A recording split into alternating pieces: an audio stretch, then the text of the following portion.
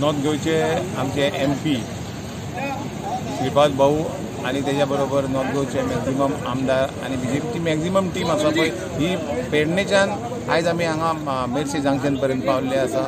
सकाळच्यान आमी अवेरनेस म्हणून हे कोविड किंवा कोरोना व्हायरस चायनीजचो व्हायरस जर घालतले जाल्यार लोकांक अवेर करप, तांकां मास्क घालपाक कंपल्सरी करप, तेंच्यांनी घालपाक जाय हें पळोवप। ह्या खातीर आमी सकाळच्यान भोंवता, लोकांक मास्कां वाडटा, लोकांक सोशल डिस्टन्स कशें ठेवप, लोकांनी कमीतले कमी भायर सरप, घरांतल्यान आपलो उपयोग हें करप, हें सगळें करपा खातीर आमी सकाळच्यान भायर सरलेले आसा आनी लोकांक अवेर करीत आसा। हांव लोकां कडेन मागता, विनंती करता की हो कोरोना व्हायरस जर आमी काबार करतले, निवारण करतले जाल्यार सोशल डिस्टन्सिंग आनी जे सरकारान कितें मापदंड घालून दिल्या ते सगळे मान्य करपाक जाय, राखपाक जाय, फॉलो करपाक जाय आनी हें करीत जाल्यार ह्या कोरोना व्हायरसचेर आमी मात करतले। त्या खातीर सगळ्यांनी तें पाळचें अशी विनंती करता।